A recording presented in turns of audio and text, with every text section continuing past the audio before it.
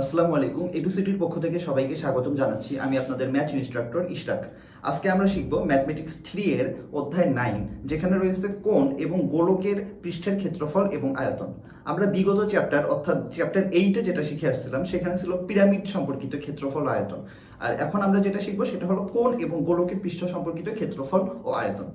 তা এই অধ্যায়ে আমরা কি কি শিখবো চলুন এক নজরে তা দেখে নিই। প্রথমেই আমরা শিখবো কি কোণক আর গোলক। এখানে কিন্তু দুইটা টপিক, একটা হলো কোণক আর একটা হলো গোলক। এই দুইটার সংজ্ঞা শিখবো প্রথমে। এরপরে এদের বক্রতলের ক্ষেত্রফল, আয়তন নির্ণয়ের বিভিন্ন সূত্র আমরা শিখবো।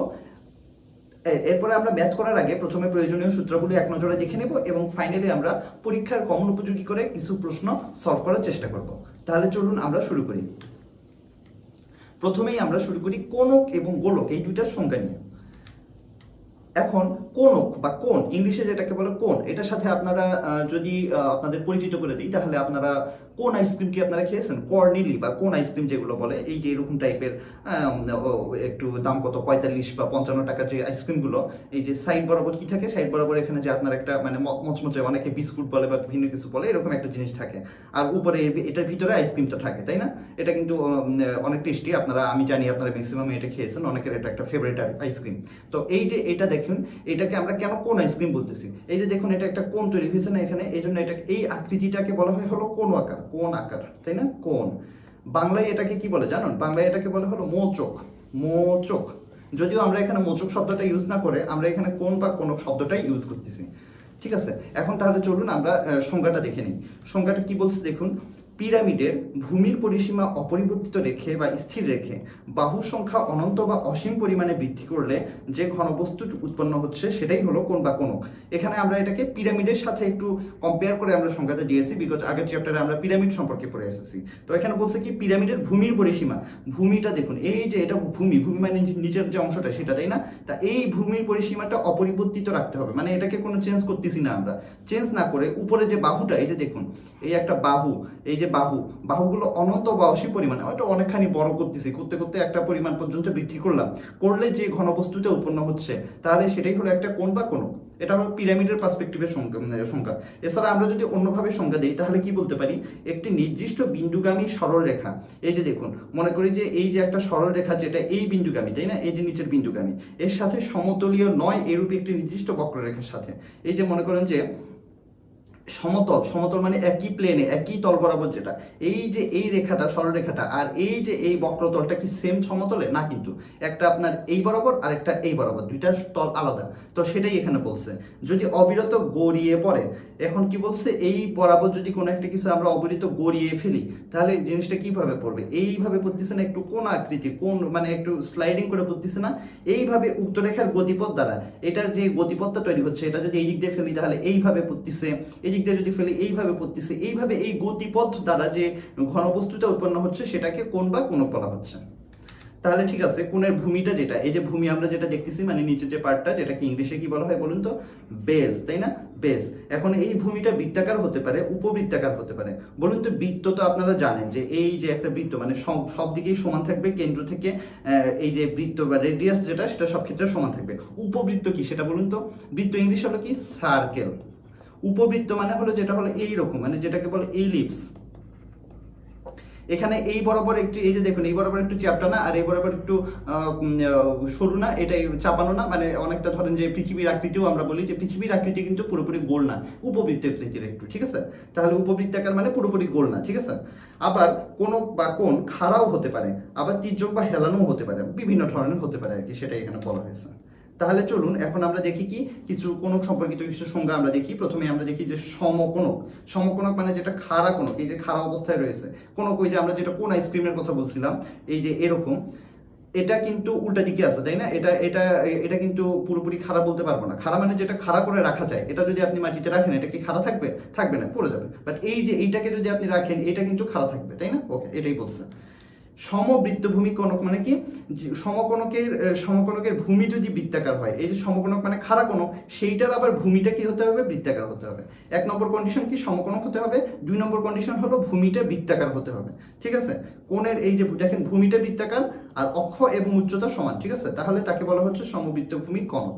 উচ্চতা বা অক্ষ আপনারা যে বুঝতেছেন, এই যে সর্বোচ্চ পয়েন্ট থেকে এইখানকার সেন্টার বরাবর যে পয়েন্টটা, সেটাই হলো উচ্চতা, তাই না? ওকে। আবার লম্ব শীর্ষ হতে লম্ব, সমকোণকের শীর্ষ জিনিসটা কি, যে শীর্ষ হতে লম্ব ভূমির মধ্যবিন্দু দিয়ে যাবে। সমকোণকের লম্বটা যেটা, এই যে যেটা লম্ব, যদি 90 ডিগ্রি অ্যাঙ্গেল করে রাখি সেটাই তো লম্ব হয়, তাই না? এই যে দেখুন 90 ডিগ্রি, এটা হলো একটা লম্ব, এটা হলো ভূমির মধ্যবিন্দু দিয়ে, এই যে দেখুন ভূমির মধ্যবিন্দু দিয়ে কিন্তু যাচ্ছে, তাই না? সমকোণক যদি হয় সেক্ষেত্রে এটা ভূমির মধ্যবিন্দু দিয়ে যাবে, তাছাড়া কিন্তু এটা যাবে না মধ্যবিন্দু দিয়ে। আর তির্যক বা হেলানোর ক্ষেত্রে কিন্তু ভূমির মধ্যবিন্দু দিয়ে যাবে না। যেমন ধরুন যে যদি একটু এটা যদি এরকম সোজা না হয়, যদি একটু বাঁকানো হতো, এইরকম টাইপের যদি কিছু হতো, তাহলে সেটা কিন্তু এই যে মিডল বরাবর আসতো না, তাই না? একটা লম্ব হলো মিডল বরাবর আসতো না, এটাই এখানে বলা হয়েছে।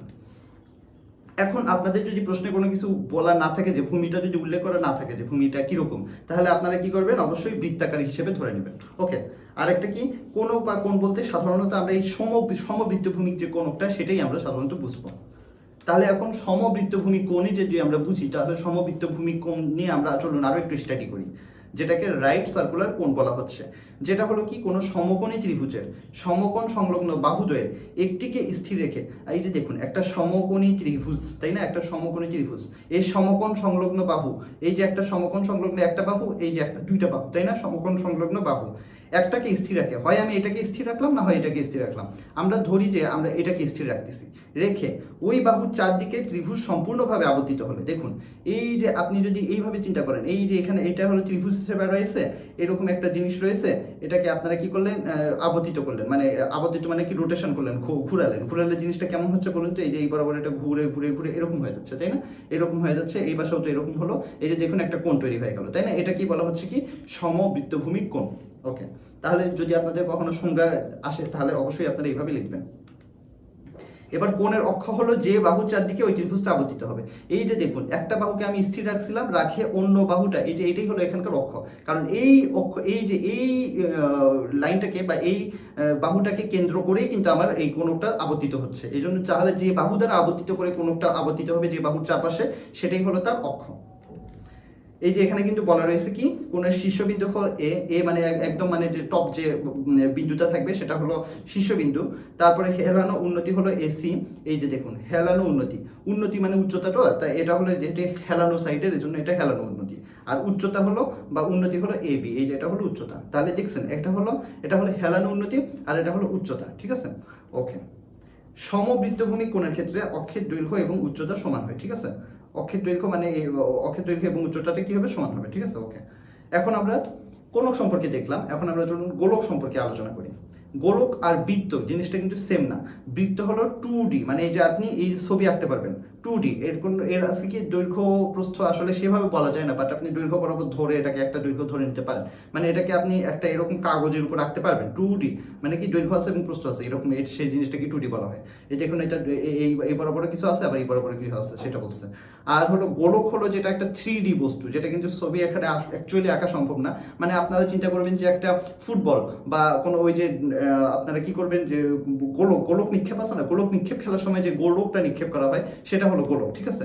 যেটা ইংলিশে বলা হয় স্ফিয়ার, আর বৃত্তকে কিন্তু ইংলিশে বলা হয় হলো সার্কেল। আমরা এখানে কিন্তু 3D জ্যামিতি বা ঘন জ্যামিতি নিয়ে পড়াশোনা করতেছি, তাই না? আচ্ছা, তাহলে গোলক জিনিসটা কি দেখুন, কোন অর্ধবৃত্তের ব্যাসকে অক্ষ ধরে, এই যে দেখুন, এই যে ধরেন যে এইটা একটা অর্ধবৃত্ত মানে কি বৃত্তের অর্ধেক, এইটার এই যে ব্যাস যেটা, এটাকে আমরা অক্ষ ধরলাম, ঠিক আছে? অক্ষ মানে যেটা চতুর্দিকে এই জিনিসটা ঘুরবে, ওই ব্যাসের চতুর্দিকে অর্ধবৃত্ত দিকে একবার ঘুরিয়ে আনলে, এই ব্যাসের চারদিকে মানে এই যে এইখান থেকে এটা ঘুরিয়ে এই দিক দিয়ে আনে এখানে নিয়ে আসলাম, ঠিক আছে? এইভাবে ঘুরে আবার ওই দিক দিয়ে পুরোটা ঘুরে এলাম, ঘুরালে জিনিসটা কিন্তু এরকম একটা হয়ে যাচ্ছে, ওই পাশ দিয়েও আছে, সব দিক দিয়ে আছে, 3D তে আঁকা সম্ভব না, এই জন্য বুঝতেইছেন। তো যে ঘনবস্তুটা সৃষ্টি হবে সেটাই কি একটা গোলক। এখন কোন অর্ধবৃত্ত তার ব্যাসকে অপরিবর্তিত বা স্থির রেখে এবং ব্যাসকে অক্ষ ধরে চারদিকে এক পাক আবর্তিত করলেই কিন্তু সেটা আপনার একটা গোলক তৈরি হয়ে যাচ্ছে। তাহলে এখানে আপনাদের জন্য আমি দুইটার সংজ্ঞা দুই রকম ভাবে দিয়েছি, আপনাদের যেটা ভালো লাগবে আপনারা সেই সংজ্ঞাটা দিবেন। ওকে, এবার হলো গোলকের ব্যাসার্ধ কি। গোলকের ব্যাসার্ধ অনেকটা কিন্তু বৃত্তের ব্যাসার্ধের সাথেই কিন্তু মিল রয়েছে, বাট বৃত্তের ব্যাসার্ধ ছিল কি, এই যে সেন্টার, এটা একটা 2D, এই যে সেন্টার এবং পরিধি মানে কি, এই যে সাইড বরাবর যে রেখাটা এটা, তাই না? পরিধির যে সংযোগ রেখাংশ সেটাকেই তো কি বলে, সরল রেখা, যেটা সরল সংযোগ রেখাংশ সেটাকেই তো আপনার বলে কি বলে, ব্যাসার্ধ বলে। তো গোলকের ক্ষেত্রে কিন্তু 3D, তো মনে করেন যে এদিক দিয়ে হবে সব দিক দিয়ে, পরিধি এবং এই সেন্টারের যে যে সংযোগ রেখাটা সেটাই হলো ব্যাসার্ধ। এই যে দেখুন নির্দিষ্ট বিন্দু হতে চলমান বিন্দুর দূরত্বকে গোলকের ব্যাসার্ধ এবং নির্দিষ্ট বিন্দুটাকে কেন্দ্র বলে। তো যেখান থেকে সেন্টার থেকে করতেছেন সেটা হলো আপনার কেন্দ্র, আর যে পরিধি বরাবর বা চলমান বিন্দু বরাবর যে রেখাটা আপনি টানলেন সেটা হলো ব্যাসার্ধ। ওকে, গোলকের তল মানে কি? চলমান বিন্দু দ্বারা সৃষ্ট তলকে, চলমান যে বিন্দুটা আপনার যে চারপাশে ঘুরাচ্ছেন সেটা দ্বারা একটা তল তৈরি হচ্ছে, সেটাই হলো গোলকের তল। এটা আপনাদের সবচেয়ে ভালো হয় আপনারা যদি এখন একটা হাতে একটা বল নিয়ে আপনারা যদি প্র্যাকটিক্যালি দেখেন জিনিসটা, তাহলে কিন্তু আপনারা ভিজুয়ালাইজ করতে পারবেন জিনিসটা আরো ভালো মতো। ঠিক আছে, ওকে। এখন চলুন আমরা পরবর্তীতে দেখি যে গোলকাংশ বলতে কি বোঝায়। গোলকাংশ হলো একটা সমতল দ্বারা একটা গোলককে দুইটা অংশে বিভক্ত করলে, ঠিক আছে, এই যে ধরেন একটা গোলক আছে, এটাকে ধরেন যে আমি যে মিডল বরাবর করে দুই ভাগ করে ফেললাম, তো এই দুইটা গোলকাংশ হয়ে গেল, দুইটি অংশকে যদি বিভক্ত করি দুইটা গোলকাংশ হয়ে গেল, যেটাকে সেগমেন্ট বলা হচ্ছে। এরপরে গোলকাংশের বৃত্তাকার সমতলকে গোলকাংশের ভূমি বলা হচ্ছে। এই যে বৃত্তাকার সমতল যেটা, এই যে বৃত্তাকার অংশ যেটা, সেটা হলো ভূমি, আর উচ্চতা হলো ভূমির কেন্দ্রগামী, মানে ভূমির এই মিডল পয়েন্ট এবং ভূমির উপর লম্ব, এই যে এইখান থেকে যে লম্বটা যাচ্ছে এটা হলো এই সরলরেখাটাকে বলা হচ্ছে গোলকাংশের উচ্চতা। এবং দুইটি সমান্তরাল সমতলের মধ্যবর্তী গোলকের অংশকে গোলক বলয় বলা হচ্ছে। মনে করেন যে এটা একটা পার্ট, এই দুইটার মাঝখানে যে অংশটা সেটা হলো গোলক বলয়।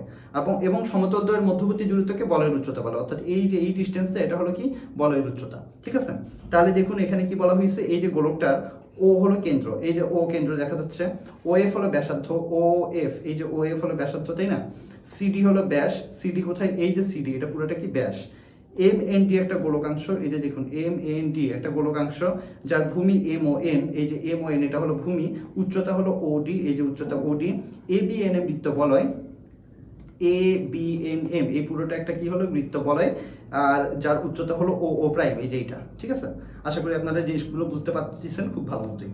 এখন চলুন আমরা সংজ্ঞা তো অনেক দেখলাম, এখন আমরা কোণকের বক্রতলের ক্ষেত্রফল, কোণক নিয়ে প্রথমে আমরা আলোচনা করব। এটার ক্ষেত্রফল, আয়তন এবং বিভিন্ন যে বৈশিষ্ট্যগুলো আছে সেগুলো কেমন করে আমরা অঙ্কতে কাজে লাগাবো। অঙ্কের জন্য তো আমাদের কিছু থিওরি দরকার, আমাদের কিছু সূত্র দরকার, সেগুলো আমরা এখন প্রমাণ করার ব্যবস্থা করব। তাহলে চলুন প্রথমে আমরা দেখি কি সমবৃত্তভূমি কোণের হেলানো উচ্চতা, বক্রতল এবং সমগ্র তলের ক্ষেত্রফল কেমন করে আমরা নির্ণয় করবো সেটা। এই যে দেখুন এখানে আমি দুইটা কোণক এঁকেছি। এখন কোণক দেখুন একটা এবিসিডি, যেটা এই যে এবিসিডি, এটা একটা ফাঁপা কোণ। ফাঁপা কোণ দ্বারা কি বোঝাচ্ছে বলুন তো?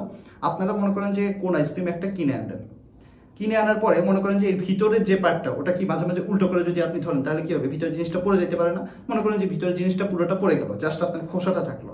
তো এই খোসাটা কি বলা হচ্ছে? ফাঁপা কোণ। ফাঁপা কোণ মানে কি? যে কোণটার ভিতরে কোনো কিছু নাই, ভিতরে কোনো জিনিসপত্র কিছু নাই, মানে জাস্ট সাইডটা আছে আর কোনো জিনিস নেই। আর পূর্ণকোণ মানে কি? মনে করেন যে এটা কোন আইসক্রিমটা যদি ফুল থাকে সেই অবস্থায়, এটা কিন্তু ভিতরে ফাঁপা না, ভিতরে জিনিস আছে, সেটা হলো ফাঁপা না, সেটা হলো নিরেট কোণ।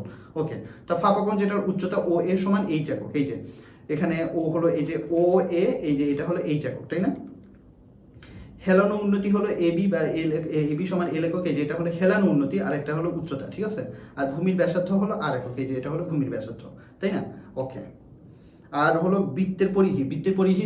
আপনারা যদি জেনে থাকেন অলরেডি, যে এই যে একটা যদি বৃত্ত হয় তাহলে এই বৃত্তের যদি কেন্দ্র ও হয় এবং ব্যাসার্ধ যদি আর হয় তাহলে এর পরিধি কত হবে বলুন তো? পরিধি সূত্র আপনাদের আশা করি জানা আছে, যে 2 পাই আর, এটা হলো বৃত্তের পরিধির সূত্র, এটা অবশ্যই আপনাদের মনে রাখতে হবে।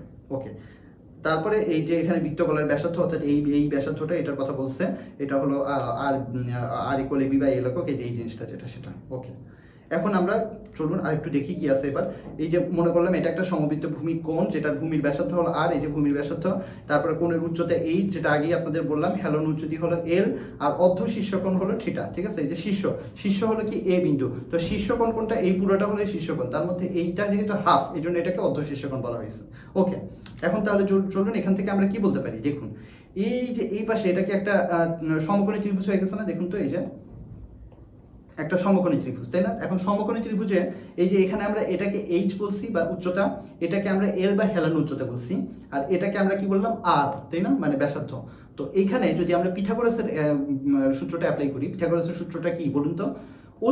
অতিভুজ মানে কি? সমকোণের বিপরীত যে বাহুটা সেটা অতিভুজ। তো অতিভুজের উপর একটা স্কয়ার সমান হলো কি এই যে এই বিপরীত দুইটা বাহুর উপর অঙ্কিত স্কোয়ারের অঙ্কিত যে স্কোয়ার বা বর্গের সমান, তাই না? তা মানে এখান থেকে আমরা কি লিখতে পারি, এল স্কোয়ার সমান, এই যে এল স্কোয়ার সমান H square plus R square, তাই না? H square plus R square, এই যে দেখুন এল স্কোয়ার সমান H square plus R square, simple. তাহলে এইখান থেকে আমরা এল এল এল দ্বারা আমরা কি বুঝেছি বলুন তো, এই যে হেলানো উচ্চতাটা। ওকে, তাহলে এখান থেকে আমরা বলতে পারি কি হেলানো উচ্চতা এল সমান, এই যে জাস্ট রুট ওভার করে দিলাম। রুট ওভার করলে কি হবে, এই যে রুট ওভার করছি, তাহলে এই রুট ওভার আর স্কোয়ারটা কাটা গেল, তাই L equal root over H square plus R square হয়ে গেল, তাই না? ওকে, এবার হলো কোণের বক্রতলের ক্ষেত্রফল, মানে এই যে দেখুন এই যে সাইড বরাবর যে তলটা, এই যে এই সাইড বরাবর এই যে এইটা পুরোটা আপনি যদি 3D চিন্তা করেন এরকম গোল অংশটা, সেটা কি একটা বক্রতল, তাই না? বাঁকানো তল। এটা কি সোজা তল? না, সোজা না। তো এটা কেমন করে আমরা এটার ক্ষেত্রফল বের করব? নর্মালি তো আমরা জানি আয়তক্ষেত্র থাকলে তার ক্ষেত্রফল হয় দৈর্ঘ্য গুণ প্রস্থ, বর্গ হলে হয় হলো বাহু গুণ বাহু। কিন্তু এটার ক্ষেত্রে কেমন করে বের করব? এটার সূত্রটা হলো কি হাফ ইন্টু ভূমির পরিধি ইন্টু হেলান উন্নতি। হাফ ইন্টু এই যে ভূমির পরিধি কত বলেন তো? 2 পাই আর। আর হেলান উন্নতি কত বলুন তো? হেলান উন্নতি হলো এল, তাই না? এই যে ঠিক আছে। তাহলে এই যে দেখুন এইখান থেকে আমি যদি আসি তাহলে কি হচ্ছে, হাফ ইন্টু ভূমির পরিধি হলো 2 পাই আর ইন্টু হেলান উন্নতি হলো এল, তাই না? তাহলে এখন কি হচ্ছে, কাটাকাটি যাচ্ছে, এই যে 2 আর 2 কাটা যাচ্ছে, তাহলে কি থাকতেছে পাই আর এল। এই দেখুন পাই আর এল বর্গ একক। তাহলে আপনাদের জাস্ট এই যে এই সূত্রটা মনে রাখতে হবে যে কোণের বক্রতলের ক্ষেত্রফল মানে হলো পাই আর এল বর্গ একক, আর হেলানো উচ্চতা মানে হলো L equal root over H square plus R square. সূত্রগুলো অবশ্যই আপনারা খাতা কলম নিয়ে বসে নোট করে ফেলেন, তাহলে আপনাদের জন্য ভবিষ্যতে এটা খুব সহজে আপনাদের মনে থাকবে। ওকে, এরপর সমগ্র তলের ক্ষেত্রফল। আমরা সমগ্র তলের ক্ষেত্রফল মানে কি, বক্রতলের ক্ষেত্রফল যেটা আছে সেটা এই যে এই সাইড বরাবর যে বক্রতলটা আছে এটার ক্ষেত্রফল যোগ এই ভূমির ক্ষেত্রফল যেটা, এটা মানে যত রকম ক্ষেত্রফল আছে সবগুলো একত্রে যোগ করলাম, ঠিক আছে? তাই এখন ভূমির ক্ষেত্রফল মানে কি বলুন তো? ভূমির ক্ষেত্রফল মানে এই যে এই কোণটার ভূমিটা কি বলুন তো? ভূমিটা কিন্তু একটা, এই যে এই ভূমিটা যেটা, এটা বৃত্তাকার না? বৃত্তাকার আমরা তো বলছি এটা সমবৃত্ত ভূমি, মানে বৃত্তাকার ভূমি হবে। তো বৃত্তের ক্ষেত্রফলের সূত্র কি বলুন তো আপনারা? বৃত্তের ক্ষেত্রফলের সূত্র হলো এই যে বৃত্তের ক্ষেত্রফল সূত্রটা কি আপনারা জানেন? সেটা হলো কি পাই আর স্কোয়ার। এই যে দেখুন বৃত্তের ভূমির ক্ষেত্রফল আর বৃত্তের ক্ষেত্রফল একই, তো সেটা হলো পাই আর স্কোয়ার। আর বক্রতলের ক্ষেত্রফল আমরা একটু আগেই বের করে আসছি পাই আর এল, যোগ করলাম। যোগ করলে এখন দেখুন এই দুইটার মধ্যে পাই আর কমন নেওয়া যায়, তাই না? পাই আর কমন নিলে কি থাকলো, এখানে থাকলো আর আর এখানে থাকলো এল, তাহলে আর প্লাস এল বর্গ একক। তাহলে আপনাদের এই সূত্রটা মনে রাখতে হবে যে সমগ্র তলের ক্ষেত্রফল মানে হলো পাই আর ইন্টু আর প্লাস এল বর্গ একক। ওকে, এখন আমরা কোণের আয়তন সম্পর্কে একটু দেখি। আয়তনটা কি? কোণ হলো একটা বিশেষ প্রকার পিরামিড, তাই না? কোণ হলো কি একটা বিশেষ প্রকার পিরামিড। আপনারা যদি আগের চ্যাপ্টারটা পড়ে আসেন, আগের চ্যাপ্টারে কিন্তু আমি পিরামিড সম্পর্কিত অনেক কথা বলেছিলাম। তো এখন আমার এখান থেকে একটা জিনিস মনে হচ্ছে যে আপনাদের গত ক্লাসে আমি একটা ধাঁধার জিজ্ঞেস করেছিলাম যে স্ফিংসের ধাঁধা। স্ফিংসটা কি ছিল? এই যে মানে পিরামিড, ওই যে একটা রাক্ষস যেটা তার শরীরটা হলো মেয়েদের মতো আবার পিছনটা হলো সিংহের মতো, যে হলো কি করতো মানুষদেরকে দাঁড় করাইতো, পথে ঘাটে গেলে দাঁড় করাই তাদেরকে কি করতো, একটা ধাঁধা জিজ্ঞেস করতো, যদি না পারতো তাহলে তাকে মেরে ফেলতো। তো একদিন একজন এসে সেই ধাঁধাটার সঠিক উত্তর দিয়েছে, শুনে সে নিজে আত্মহত্যা করে ফেলেছে। তো এই ধাঁধাটা আপনাদের বলেছিলাম যে কি এমন একটা প্রাণীর নাম বলতে হবে যে প্রাণীটা আপনার সকালে 4 পায়ে হাঁটে, দুপুরে 2 পায়ে হাঁটে এবং বিকালে 3 পায়ে হাঁটে। এটা ছিল তার ধাঁধা। এটা কিন্তু খুবই সিম্পল একটা প্রশ্ন, আশা করি আপনারা অনেকেই জানার কথা বা অনেকে হয়তো জানেন, কিন্তু এটা যে স্ফিংসের ধাঁধা সেটা হয়তো জানেন না। তা যাই হোক, উত্তরটা হলো কি, উত্তরটা হবে হলো মানুষ। কেমন করে মানুষ হচ্ছে বলুন তো? একটা আজগুবি প্রশ্ন মনে হচ্ছে, কারণ দেখেন যে মানুষের লাইফের যে সাইকেলটা আপনি যদি হিসাব করেন, মানুষ যখন ছোটবেলায় থাকে, বাচ্চাকালে থাকে, অর্থাৎ শিশুকালে থাকে, মানে ধরেন যে তার জীবনের স্টার্টিং মানে সকালবেলা আর কি, জীবনের সকালবেলা আপনি দিনটাকে একটা কি মানে জীবনের সাথে তুলনা করেন, তাহলে কি হলো, সকালবেলাটা হলো আপনার শৈশবে 4 পায়ে হাঁটে। কেমন করে? হামাগুড়ি দিয়ে হাঁটে, একটা বাচ্চা হামাগুড়ি দিয়ে হাঁটে। এজন্য তাহলে কি বলা হচ্ছে যে সে শৈশবে 4 পায়ে হাঁটতেছে বা সকালে 4 পায়ে হাঁটে। দুপুরে 2 পায়ে হাঁটে মানে কি, আপনি যখন বয়স হবে, আপনি যখন যৌবনে চলে আসছেন, তখন কিন্তু আপনি আর হামাগুড়ি দিয়ে হাঁটেন না, তখন আপনি 2 পায়ে হাঁটতেছেন। আর লাস্ট ওয়ান বিকালে 3 পায়ে হাঁটা মানে কি, আপনি যখন বয়স হয়ে যাচ্ছে সেক্ষেত্রে 3 পায়ে কেমন করে হলো, বিকজ বয়স্ক ব্যক্তিদের সাধারণত সাথে একটা লাঠি নিয়ে হাঁটে, তো আপনার 2 পায়ের সাথে 3 নম্বর পা হলো সেই লাঠিটা। তা এইভাবে মানুষের ফুল লাইফ সাইকেলটাকে সে রিপ্রেজেন্ট করে এই ধাঁধাটা বানিয়েছিল। তাহলে এখন এখান থেকে একটা জিনিস দেখছেন আপনারা, কিন্তু মানুষের লাইফের কিন্তু বিভিন্ন ফেজ আছে। তো অবশ্যই আপনাদেরকে কি করতে হবে, আপনাদেরকে সবচেয়ে ইম্পর্টেন্স দিতে হবে আপনাদের যৌবনকালকে, অর্থাৎ আপনার এখন যে সময়টা আপনারা পার করতেছেন, এই সময়টা কিন্তু আপনাদের লাইফে সবচেয়ে ইম্পর্টেন্ট। কারণ পরবর্তীতে যখন বয়স হয়ে যাবে তখন অনেক কাজই আপনারা করতে পারবেন না। তো এই জন্য ঠিক মতো পড়াশোনা করেন, যৌবনটাকে নষ্ট করবেন না, যৌবনটাকে আপনারা সুন্দরভাবে কাটাবেন। যৌবনে আপনি জাস্ট হাসি তামাশা করে উল্টাপাল্টা কাজ করে আপনি মানে যৌবনে আপনার শক্তি আছে বলেই আপনি যে যা ইচ্ছা তা করে বেড়াবেন, তাহলে কিন্তু সমস্যা, তাই না? এভাবে যদি চিন্তা করেন, আপনি চিন্তা করেন যে আপনি না হয় যা ইচ্ছা তাই করতেছেন, এভাবে যদি পৃথিবীর সবগুলো যুবক লোক যদি তার ইচ্ছা মতো সে অন্যায় কাজ করতে থাকে, যদি সে কোনো ন্যায় অন্যায় না ধরে, তাহলে কি হবে? পৃথিবীর কিন্তু ব্যালেন্সটা থাকলো না। সো এই জন্য অবশ্যই এই জিনিসটা খেয়াল করতে হবে যে মানুষ কিন্তু আপনি জাস্ট নর্মালি অন্য জীবের সাথে আপনাকে একটা সুপিরিয়রিটি দেওয়া হয়েছে, বিকজ আপনাকে কিন্তু চিন্তা ভাবনা করে কাজ করতে হবে। এই জন্য আপনাকে কিন্তু মস্তিষ্ক দেওয়া হয়েছে, যে মস্তিষ্কের কারণে আপনি অন্যান্য জীবের চেয়ে শ্রেষ্ঠ। অবশ্যই তার মানে আপনাকে মানুষের মতো বাঁচতে হবে। ওকে, তাহলে এখন অনেক তো জ্ঞানের কথা হলো, এখন আমরা দেখি কোণের আয়তন কেমন করে বের করবো। কোণের আয়তন হলো, যেহেতু একটা পিরামিড, এটা বিশেষ আকৃতির, তো পিরামিডের আয়তন আমরা কি দেখছিলাম 1/3 AH, আপনাদের যদি মনে থাকে, যেখানে A মানে হলো ভূমির ক্ষেত্রফল যেটা, আর H মানে হলো উচ্চতা। যেহেতু কোণ একটা বিশেষ প্রকার পিরামিড, কোণের আয়তনও কিন্তু সেম, 1/3 ইন্টু ভূমির ক্ষেত্রফল ইন্টু উচ্চতা, অর্থাৎ 1/3 AH, তাই না? এখন দেখুন সমবৃত্ত ভূমি কোণের আয়তন, এখানে একটু কাহিনী আছে যে এই জায়গায় হলো এটা কি হবে, এটা হবে দেখুন সমবৃত্ত ভূমি, মানে কি বৃত্ত, মানে এইটা হলো একটা বৃত্তাকার, তাই না? ভূমিটা বৃত্তাকার, তো বৃত্তাকার ভূমির ক্ষেত্রফল কত হবে? আমরা একটু আগেই দেখে আসলাম যে বৃত্তের ক্ষেত্রফল হলো πr²। তাহলে এখানে এর জায়গায় হবে কি, দেখুন 1/3 ইন্টু πr², এর ভ্যালু করলাম, আর সাথে কি থাকলো h, 1/3 ইন্টু πr²h, ঠিক আছে? এই যে দেখুন সেই কথাটাই এখানে বলা হয়েছে যে ভূমির ক্ষেত্রফল a সমান πr², কারণ এটা হলো একটা বৃত্ত, তাই না? এটা একটা বৃত্তাকার আকৃতি। এই জন্য সমবৃত্ত ভূমি কোণের আয়তনটা কি হচ্ছে 1/3 AH সমান হলো 1/3 πr²h ঘন একক, ঠিক আছে? এই সূত্রটা আপনার মনে রাখতে হবে যে কোণের আয়তন সমান হলো 1/3 πr²h ঘন একক।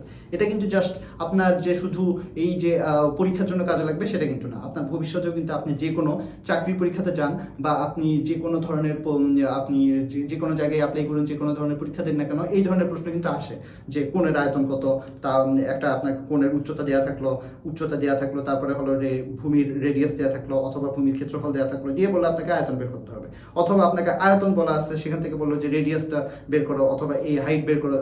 এই অঙ্কগুলো কিন্তু আপনারা এটার মাধ্যমে করতে পারবেন। So very important topic. এখন তাহলে চলুন আমরা এই টপিকের উপর যে ইম্পর্টেন্ট, যে আপনাদের বললাম যে এখান থেকে প্রশ্ন আসতে পারে, তা কি ধরনের প্রশ্ন আসতে পারে সেটা সম্পর্কে আমরা একটু দেখি। দেখুন 6 সেন্টিমিটার উচ্চতা মানে কি h, একটা সমবৃত্ত ভূমি কোণ, হেলানো উচ্চতা কত? 7 সেন্টিমিটার, হেলানো উচ্চতা মানে কি l, কোণের আয়তন নির্ণয় করো। তাহলে এখন আমরা জানি কি কোণের আয়তন কি 1/3 πr²h, তাই না? এখন দেখুন 1/3 তো আছে, পাই এর ভ্যালু কত? পাই তো পাই, r² এর ভ্যালুটা আমার দরকার, h এর ভ্যালু কত? h এর ভ্যালু কিন্তু দেয়া আছে, তো r এর ভ্যালুটা আমার শুধু দরকার, h এর ভ্যালু হলো 6। r এর ভ্যালুটা এখন আমরা কিভাবে বের করবো বলুন তো? সেটার জন্য কিন্তু এই যে এখানে একটা হিন্ট দেয়া আছে, হেলানো উচ্চতা। আপনাদের যদি সূত্রটা মনে থাকে তাহলে দেখবেন যে l সমান হলো √h² প্লাস r²। তো l এর ভ্যালু দেয়া আছে, h এর ভ্যালু কিন্তু দেয়া আছে, এখান থেকে আপনারা r এর ভ্যালু বের করতে পারবেন না? পারবেন। সেই rটা এই যে এখানে বসাই দেবেন, তাহলে কিন্তু আমাদের অ্যান্সার শেষ। তা চলুন আমরা দেখি। আমরা ধরে নিলাম যে ভূমি ব্যাসার্ধ হলো 8 সেন্টিমিটার, যেহেতু এটা আমাদের দরকার। বাকিগুলো কিন্তু দেয়া আছে, যে উচ্চতা h দেয়া আছে, হেলানো উচ্চতা দেয়া আছে, লিখলাম দেয়া আছে। এইভাবে আপনি কিন্তু অবশ্যই পরীক্ষা প্রথমে মানে একটা প্রশ্ন কিন্তু প্রথমে কি দেয়া আছে, প্রদত্ত কি আছে সেটা কিন্তু লিখে নেবেন। এটা আপনাদের নিজেদেরও অঙ্ক করতে সুবিধা হবে, বারবার প্রশ্নের দিকে তাকানো লাগবে না। প্রশ্নের দিকে তাকালে কিন্তু আরো একটা অসুবিধা হলো যে একটার সাথে আরেকটা, ধরেন যে একই রকম প্রশ্ন পরপর দুইটা আছে, তো সেক্ষেত্রে কিন্তু আপনার একটার সাথে একটা গোলমাল হয়ে যেতে পারে। দেখলেন যে একটার মান আরেকটার মধ্যে বসাই দিলেন। আপনি যদি দেয়া আছে করে লিখে দেন, তাহলে কিন্তু আপনি নিজের খাতাটা দেখেই আপনি কিন্তু পরবর্তীতে অ্যান্সার করতে পারতেছেন। সো এটা আপনার জন্য খুবই সহজ হবে, ভুল হওয়ার সম্ভাবনা খুবই কমে যাবে। তো এই যে দেখুন যে সূত্রটার কথা বললাম, l = h² প্লাস r², সেখান থেকে দেখুন l এর ভ্যালু হলো এই যে 7, h এর ভ্যালু হলো 6, r এর ভ্যালুটা এখন বের করবো। এখান থেকে বের করবো কিভাবে বলুন তো? যদি আমি এটা হলো কি করি, স্কোয়ার করে দিই, তাই না? এই যে এখানে যদি আমি স্কোয়ার করি তাহলে কত হচ্ছে? 7 7 49 সমান হলো 6² মানে হলো 36 যোগ r², তাই না? এই যে দেখুন, এই যে এটা কিন্তু এখানে লেখা হয়েছে, লিখলাম। লেখার পরে তাহলে সেখান থেকে এখন যদি পক্ষান্তর করি, এটা এই পাশে নিয়ে গেলে r² সমান 13, তাই না? 49 - 36 মানে হলো 13। তো হলো এই যে 49 মাইনাস 36 মানে হলো 13 হইলো, তাই না? এটাই পাশে নিয়ে আসলাম। এখানে পাশে অবশ্যই পক্ষান্তর করে লিখে দিবেন, এখানে সাইড নোটগুলো অবশ্যই দিবেন। তো হলো আর স্কোয়ার সমান যদি 13 হয়, আর সমান কি হবে √13। কেন প্লাস মাইনাস দিলাম না বলুন তো? কারণ রেডিয়াস বা ব্যাসার্ধ এটা কি কখনো নেগেটিভ হতে পারে? পারে না। এই জন্য আমরা এখানে প্লাস মাইনাস না দিয়ে এটাকে আমরা জাস্ট প্লাস থেকে আমরা হিসাব করলাম। ওকে, এখন আমাদের আয়তন বের করতে বলছে। এই যে দেখুন এই সূত্রের মধ্যে এখন আমি 1/3 পাই আর স্কোয়ার এইচ, পাইয়ের ভ্যালু তো জানি, আর এর ভ্যালু হলো এই যে বের করে ফেললাম, এইচ এর ভ্যালু কত 6। তো এই যে আর স্কোয়ার যেহেতু, সো আপনাকে কিন্তু এই পর্যন্ত না আসলেও চলতো, আপনি জাস্ট এই পর্যন্ত রাখলেও পারতেন, আবার এটা এখানে আসলেও কোনো সমস্যা নেই। তো এখন দেখুন বাকিটা আমরা এখানে বসাইলাম, বসানোর পরে দেখুন ভ্যালুগুলো আমরা এখানে বসাই দিলাম, এই যে বসাইলাম, বসানোর পরে দেখুন ক্যালকুলেশন করলাম, এই যে অ্যান্সার হয়ে গেল। আর এর কি বলে পাই এর ভ্যালু এখানে 22/7 বলছে। বলুন তো পাই জিনিসটা আসলে কি? পাই মানে হলো একটা বৃত্ত, মনে করেন আপনাকে আঁকে দিলাম, এই বৃত্তটার এটা হলো ব্যাস মানে ডায়ামিটার মানে ডি মানে সেটা কি? সেটা হলো যে পরিধির এক প্রান্ত থেকে আরেক প্রান্ত পর্যন্ত সংযোগ রেখা যেটা কেন্দ্রের ভিতর দিয়ে যাবে, সেটা কিন্তু ব্যাস বলে। তো আর যদি কেন্দ্রের ভিতর দিয়ে না যায় সেটাকে কি বলে? জ্যা বলে। তো ডায়ামিটার ডি দ্বারা প্রকাশ করা হয়। তো এখানে দেখুন পাই মানে হলো একটা বৃত্তের এই যে পরিধি এবং যে ব্যাস, পরিধিকে আমরা ধরলাম হলো যে 2πr, তাই না? 2πr। তো 2πr পরিধি এবং ব্যাস যেটা ডি, সেটার অনুপাতটা সবসময় কত হবে? সবসময় সেম থাকবে। আপনি যত বড় বৃত্ত আঁকুন না কেন, যত ছোট বৃত্ত আঁকুন না কেন, এটা সবসময় কনস্ট্যান্ট থাকবে। সেটা কত হিসাব করে দেখা গেছে যে 22/7 বা 3.14158 এভাবে চলতে থাকবে। এটা একটা অমূলদ সংখ্যা, তাই না? অমূলদ সংখ্যা সম্পর্কে আপনারা অলরেডি চ্যাপ্টার ম্যাথমেটিক্স 1 কোর্সে কিন্তু আপনারা এই মূলদ অমূলদ সংখ্যা সম্পর্কে জেনে এসেছেন। তো এই যে এটা একটা অমূলদ সংখ্যা, তো আপনি এটা ক্যালকুলেটরে কিন্তু ডাইরেক্ট পাই এর মান বের করা যায় ক্যালকুলেটর থেকে। আমরা এটাকে সাধারণত 3.1416 হিসেবেই ধরে নিই একটা আসন্ন মান হিসেবে। আমরা এই ভ্যালু ইউজ করতে পারি অথবা এই ভ্যালু ইউজ করতে পারি। আর আজকাল তো ক্যালকুলেটরে আপনি জাস্ট প্রেস করলেই জিনিসটা পেয়ে যাবেন। তো সেইভাবে আমরা বসাইলে অ্যান্সার কিন্তু চলে আসলো। পাই নিয়ে কিন্তু অনেক কিছু, অনেক মজাদার কাহিনী আছে, সেটা নিয়ে না হয় একদিন আপনাদের সাথে আমি বসবো। ওকে, এখন আরো একটা প্রশ্ন আমরা দেখি। 4 সেন্টিমিটার উচ্চতা বিশিষ্ট একটি সমবৃত্ত ভূমির ব্যাসার্ধ 3 সেন্টিমিটার।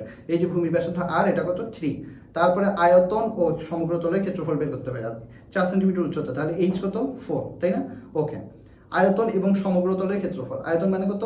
পাই, এই যে 1/3 পাই আর স্কোয়ার এইচ, তাই না? আর সমগ্র তলের ক্ষেত্রফল কত বলুন তো? এই যে পাই আর স্কোয়ার এইচ যোগ পাই আর এল, তাই না? ওকে, এই যে কি কি দেওয়া আছে সেটা আমরা লিখে নিলাম।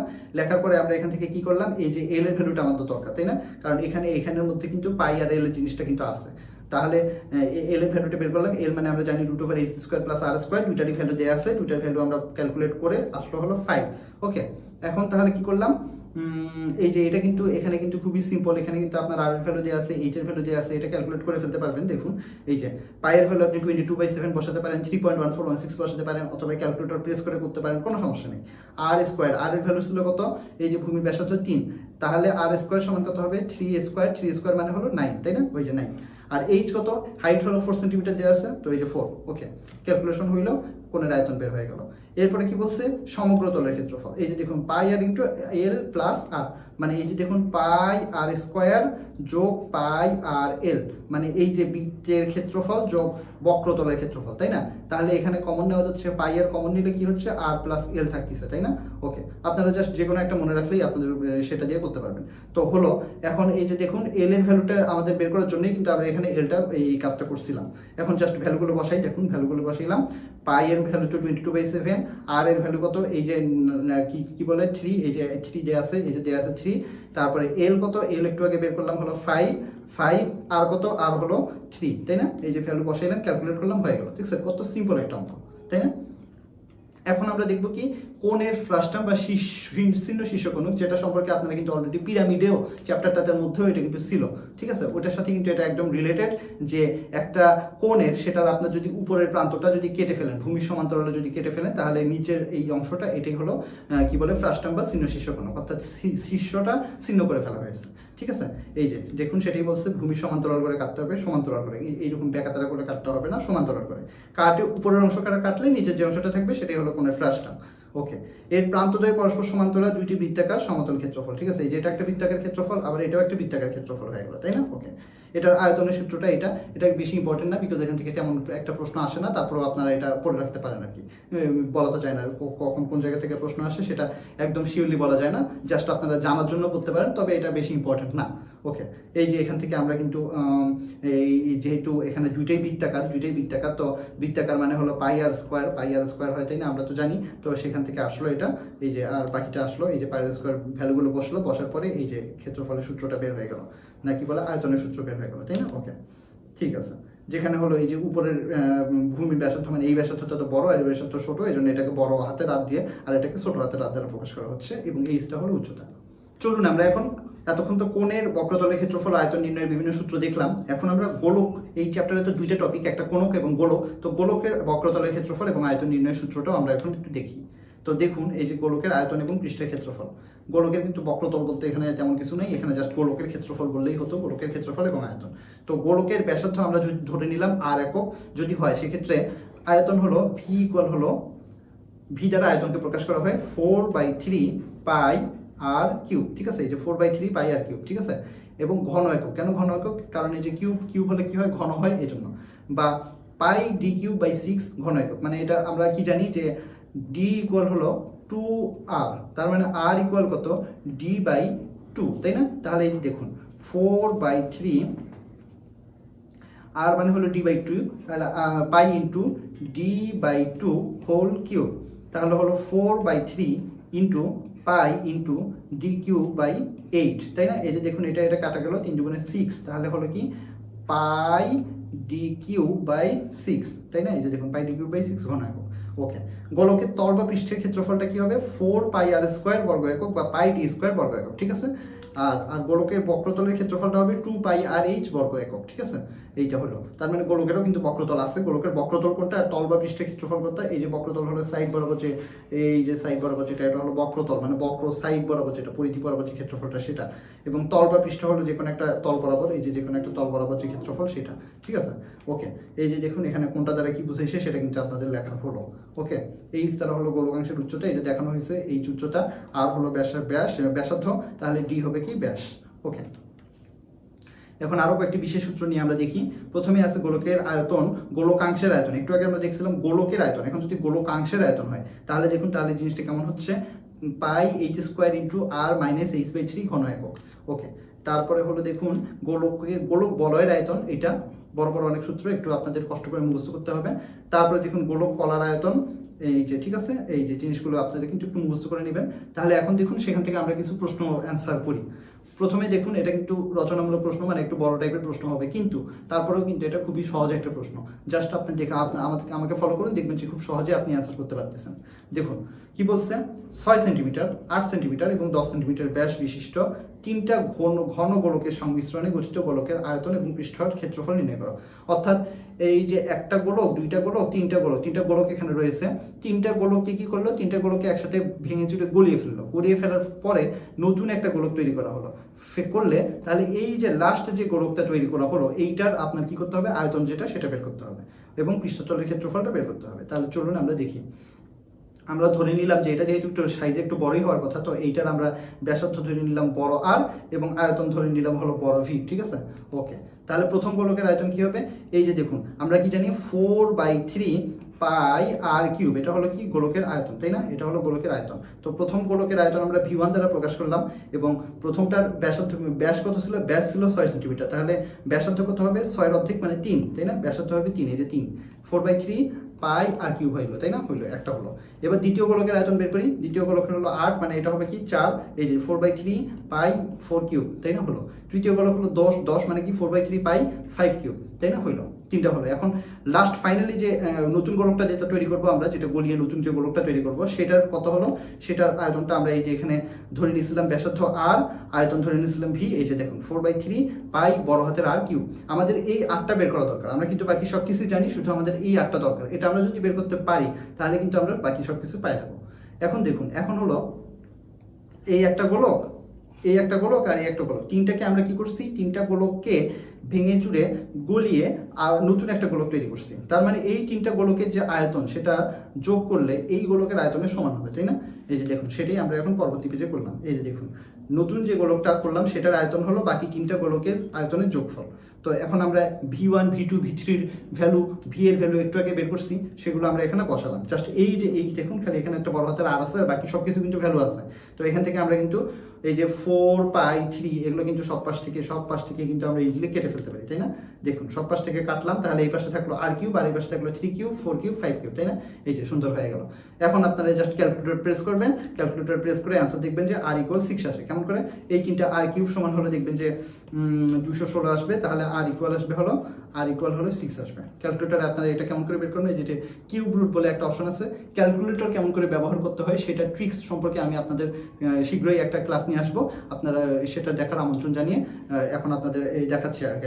বর্তমানে আমরা ম্যাথটা ফোকাস করি, আগে ম্যাথটা ফোকাস করে নিয়ে পরবর্তীতে আমরা শর্টকাট ট্রিক্সগুলো শিখবো। আগে আপনাদের ম্যাথটা বুঝতে হবে, ম্যাথটা বুঝতে পারলে তারপরে শর্টকাট যত রকম ট্রিক্স আসে সেটা পরের ব্যাপার। আপনি যদি ম্যাথ না বুঝে আগে যদি শর্টকাট ট্রিক্সের পিছনে দৌড়ান, সেক্ষেত্রে কিন্তু আপনার ম্যাথ ভুল করার সম্ভাবনাই হবে। জাস্ট যদি একটু ট্রিক করে দেয়, একটু যদি চেঞ্জ করে দেয়, তাহলে কিন্তু আপনারা ধরা খেয়ে যাবেন। সো এই জন্য প্রথমে ম্যাথ আপনারা অবশ্যই বুঝে করবেন, নট মুখস্থ। ম্যাথ কিন্তু মুখস্থ জিনিস না। অন্য কিছু চ্যাপ্টারে আপনার কিছু জিনিস মুখস্থ করতে হয়, বাট ম্যাথ কিন্তু নাথিং, কোনো কিছুই প্রায় মুখস্থ এখানে করতে হয় না। জাস্ট সংখ্যাগুলো একটু মুখস্থ, সূত্রগুলো মুখস্থ, বাকি আর কিছু করতে হয় না। ওকে, এই যে নতুন গোলকের আয়তন আমরা যেহেতু আর বড় হাতের আর যেটা সেটার ভ্যালু পেয়ে গেছি, তো নতুন গোলকের আয়তন এই যে 4/3 পাই বড় হাতের আর কিউব ছিল, বড় হাতের আর এর ভ্যালুটা আমরা বসালাম, বসানোর পরে দেখুন এই যে আয়তন বের হয়ে গেল। কত সিম্পল, তাই না? এই যে আয়তন বের হয়ে গেল। পাই এর ভ্যালু হলো 22/7 আমরা বসাইলাম, তাই না? ওকে, হইল। এখন কি হলো, এই যে পৃষ্ঠদেশের ক্ষেত্রফল বের করতে বলছে, তাই না? পৃষ্ঠদেশের ক্ষেত্রফলের সূত্র কি আমরা জানি যে 4 পাই আর স্কয়ার। তো এখানে যে বড় হাতের আর কেন দিলাম, কারণ এটা হলো যে নতুন যে গোলকটা সেটার ক্ষেত্রফল, সেটার পৃষ্ঠের ক্ষেত্রফল। তো এখন সবগুলো ভ্যালু আমরা জানি। 4 পাই এর ভ্যালু 22/7 বা 3.1416 বা ক্যালকুলেটর বসাবেন, যে কোনো কিছু সমস্যা নেই। ইন্টু বড় পাই এর ভ্যালু কত আসছে, বড় পাই এর ভ্যালু কি বলো, বড় আর এর ভ্যালু কত আসছে 6, এই যে 6 বসাইলাম, 4 পাই আর স্কয়ার, এই যে ভ্যালু বসালাম, ক্যালকুলেট করলাম, ক্যালকুলেটর চাপবেন, হয়ে যাবে, শেষ। ওকে, এখন আমরা ম্যাথ নিয়ে আলোচনা করব, মানে আপনাদের কমন উপযোগী ম্যাথগুলো নিয়ে এখন আমরা একটা সিরিয়াল বাই যাব সবগুলো ম্যাথ। তার আগে আমরা চলুন আমাদের এক নজরে প্রয়োজনীয় সূত্রগুলি যেগুলো আমাদের দরকার সেগুলো আমরা দেখে নিই। প্রথমেই দেখুন কোণের আয়তন সম্পর্কে এখানে বলা রয়েছে 1/3 পাই আর স্কয়ার এইচ, তাই না? এই যে দেখুন এই যে সমবৃত্তভূমি কোণের আয়তন। তারপরে এল ইকুয়াল হলো √h স্কয়ার প্লাস আর স্কয়ার। এল মানে কি? এল মানে হলো হেলানো আয়তন, যেটা এই হেলানো আয়তন এইটা। তারপরে হলো বক্রতলের ক্ষেত্রফল, মানে হলো এই যে দেখুন সুন্দর মতো দেওয়া আছে পাই আর এল মানে এই যে বক্রতলের এই সাইড বরাবর যে ক্ষেত্রফলটা এইটা। সমগ্র তলের ক্ষেত্রফল হলো এই দুইটা যোগ, মানে বক্রতলের ক্ষেত্রফল আর ভূমির ক্ষেত্রফল যোগ করে দেখুন যে এইরকম আসলো। তারপরে হলো হেলানো উন্নতি, যে এটার কথাই কিন্তু এখানে আবার বলা হয়েছে। কোণের ফ্রাস্টামের আয়তন, এটা বেশি ইম্পর্টেন্ট না আর কি। ওকে, এরপরে গোলকের আয়তন আপনারা জানেন, একটু আগে দেখলাম 4/3 পাই আর কিউব, যেটাকে যদি আপনি ডায়ামিটার হিসাবে করেন তাহলে এইভাবে করতে পারবেন। যে কোনো একটা সূত্র আপনার মনে রাখলেই হবে, কোনো সমস্যা নেই। মনে করেন যদি ডায়ামিটার দেওয়া থাকে, আপনার যদি এই সূত্রটা মনে থাকে, তো ডায়ামিটার থেকে রেডিয়াস আপনারা বের করতে পারেন না, আর ইকুয়াল কি d/2। তো হলো গোলকাংশের আয়তন, গোলকের তল বা পৃষ্ঠের ক্ষেত্রফল, এই যে গোলকাংশের বক্রতলের ক্ষেত্রফল, সবকিছু দেওয়া হয়েছে। এখন চলুন আমরা সিরিয়াল বাই অতি সংক্ষিপ্ত এবং রচনামূলক প্রশ্নগুলো নিয়ে আমরা একটু স্টাডি করি, যেটা আপনাদের পরীক্ষায় আশা করি এখান থেকে আপনারা কমন পাবেন। তো শুরু করি। প্রথমে আমরা অতি সংক্ষিপ্ত প্রশ্ন সেগমেন্টে আসি, যেটা এটাতে আপনারা টাইম খুব কম পাবেন। এটা মানে যত দ্রুত সম্ভব এগুলো অ্যান্সার করার চেষ্টা করবেন, বিকজ এটা আপনি যত দ্রুত সলভ করতে পারবেন তত আপনি পরবর্তী বড় অঙ্কগুলো করার জন্য টাইম তো বেশি পাবেন। তা চলুন দেখি এখানে কি ধরনের প্রশ্ন আসতে পারে। প্রথমে সমবৃত্তভূমি কোণের আয়তনের সূত্র আমরা খুব ভালো মতোই জানি, 1/3 পাই আর স্কয়ার এইচ, তাই না? এটা দেখুন। তারপরে কত? সম্পূর্ণ পৃষ্ঠের ক্ষেত্রফল, এই যে পাই আর ইন্টু এল প্লাস আর, মানে পাই আর স্কয়ার, এটা হলো কিসের ক্ষেত্রফল? ওই যে ভূমির ক্ষেত্রফল। আর পাই আর এল এটা হলো বক্রতলের ক্ষেত্রফল, এই যে এটার ক্ষেত্রে, তাই না? ওকে, এই যে ভূমির ক্ষেত্রফল আর এই যে বক্রতলের ক্ষেত্রফল যোগ করলেই হয়ে যায়। তারপরে হলো এখন কি আছে? কোণের ব্যাস দেওয়া আছে, হেলানো উচ্চতা দেওয়া আছে, তাহলে পার্শ্বতলের ক্ষেত্রফল কত? এই যে তাহলে দেখুন এখানে কি দেওয়া আছে সেটা আমরা এখানে বসাই দিলাম। বসাইলে তাহলে ব্যাস যদি এত হয়, ব্যাসার্ধ কত হবে? জাস্ট অর্ধেক, তাই না? ব্যাসার্ধ হলো ব্যাসের অর্ধেক। আপনারা জানেন এই যে ব্যাসার্ধ হলো এটা আর ব্যাস হলো এটা, তাহলে কি ব্যাসের অর্ধেক হলো ব্যাসার্ধ। তো বের করলাম, হেলানো উচ্চতা দেওয়া আছে, সেখান থেকে আমরা কি করলাম? পাই আর এল, পার্শ্বতলের ক্ষেত্রফলের সূত্র আমরা জানি কি? পাই আর এল। তো এই যে এখানে বসাই দিলাম, ক্যালকুলেশন করলাম, হয়ে গেল, তাই না?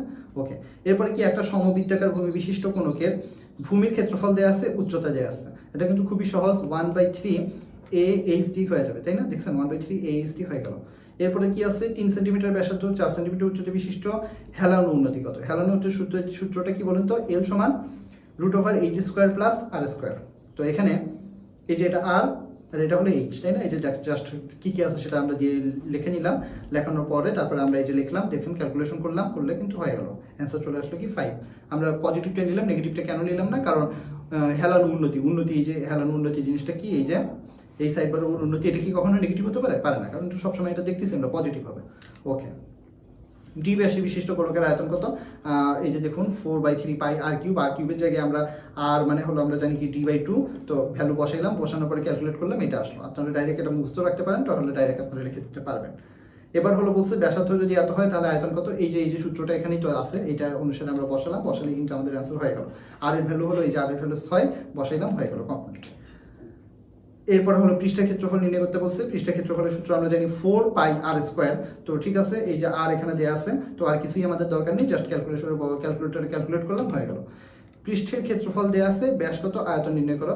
এটা ওই যে পৃষ্ঠের ক্ষেত্রফলের সূত্র আমরা দেখতেছি এখানে, এখান থেকে এই যে এইখান থেকে আমরা কি করব, আর এর ভ্যালুটা বের করব। আর এর ভ্যালু বের করলে সেখান থেকে আমরা ব্যাসও বের করতে পারবো, আয়তনও বের করতে পারবো। দেখুন এই যে ব্যাস ধরে নিলাম, তাহলে এই যে 4πr² সমান 616, কারণ কেন বলছে গোলকের পৃষ্ঠের ক্ষেত্রফল আমরা জানি 4πr², আর বলা আছে 616, তো দুইটি ইকুয়াল করলে এখান থেকে আমরা আর এর ভ্যালু পাইলাম। দেখুন এই যে দেখুন আর এর ভ্যালু পাইলাম, তাই না? কেমন করে করলাম বলুন তো? এই যে দেখুন পাইয়ের ভ্যালু এখানে প্রথমে বসাইছি, বসানোর পরে এটা পক্ষান্তর করে এই পাশে নিয়ে আসছি, এই যে জিনিসটাকে পক্ষান্তর করে, এটা হলো 4 ছিল গুণ অবস্থায়, এই পাশে ভাগ হয়ে গেছে, এটা এই যে এটা ছিল গুণ অবস্থায়, নিচে ভাগ হয়ে গেছে, এটা ভাগ অবস্থায় হয়ে গেছে গুণ অবস্থায়, ক্যালকুলেশন করে লাস্টে আসলো 7। কেন পজিটিভ নেগেটিভ না কেন আবারও বললাম, কারণ হলো যে কি বলে ব্যাসার্ধ বা ব্যাসার্ধ কখনো কি হয় না, নেগেটিভ হয় না। ওকে, তা ব্যাসার্ধ যদি 7 হয়, ব্যাস কত হবে? 7 দুগুণে 14, তাই না? আয়তন কত হবে? এই যে 4/3 পাই আর কিউব, সূত্র আর এর ভ্যালুটা আমরা এখানে বের করছি, সেটা এখানে বসাইলাম, ক্যালকুলেশন করলাম, হয়ে গেল। দেখছেন কত সিম্পল। ওকে, এখন চলুন আমরা সংক্ষিপ্ত প্রশ্ন সেগমেন্টে আসি। এগুলো কিন্তু ইম্পর্টেন্ট প্রশ্ন, আপনাদের মার্কস তোলার জায়গায় কিন্তু এগুলোতেই। তা চলুন প্রথমে কি আছে, প্রথম প্রশ্নটা আমরা দেখি। একটা সমবৃত্তভূমি কোণ এবং সিলিন্ডারের ভূমির ব্যাসার্ধ কি বলছে? সমান। ঠিক আছে, ভূমির ব্যাসার্ধ সমান, উচ্চতার অনুপাত দেওয়া আছে 3:2, তাহলে আয়তনের অনুপাত কত হবে? তো ওকে, আমরা কি জানি সমবৃত্তভূমি কোণ এবং সিলিন্ডারের যে আয়তন সেটা আমরা ইয়া করব, সেটা থেকে আমরা একটা ক্যালকুলেশন আনবো, কারণ আমরা জানি কি সেখান থেকে এই যে দেখুন সমবৃত্তভূমি কোণ মানে কি 1/3 পাই r² h, এটা হলো আপনার কিসের? কোণের আয়তন, কোণ, এটা হলো কোণের আয়তন। আর সিলিন্ডারের ক্ষেত্রে কি হবে বলুন তো? সিলিন্ডারের আয়তন হলো পাই r² h, তাই না? এই যে দেখুন এই যে সিলিন্ডার আর এই হলো কোণ। কোণ কি হয় দেখুন তো, এই যে এটা কিন্তু একটা সিলিন্ডারের অংশ, তাই না? তো সিলিন্ডারকে 3 ভাগ করলে কিন্তু কোণ পাওয়া যাচ্ছে, এই জন্য দেখুন এটা কিন্তু সেম, জাস্ট এখানে এটাকে জাস্ট 3 ভাগ করা হয়েছে, মানে 1/3 দিয়ে গুণ করা হয়েছে। ওকে, তাই এখানে যেহেতু বলছে যে উচ্চতার অনুপাত 3 এবং 2, আমরা ধরে নিলাম যে উচ্চতা h, তাহলে 3h এবং 2h ধরে নিলাম। ধরে এখন আমরা কি করলাম, আয়তনটা লিখি। ঠিক আছে, উভয়ের ভূমির ব্যাসার্ধ r, এটা আমরা ধরে নিলাম, কারণ এখানে বলছে ভূমির ব্যাসার্ধ দুজনেরই সমান, তাই দুইজনেরটাই r ধরে নিলাম। এই যে ভূমির ব্যাসার্ধ r, ঠিক আছে, r।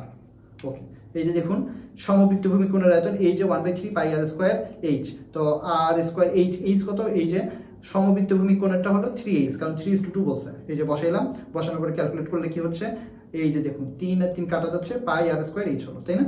সিম্পল।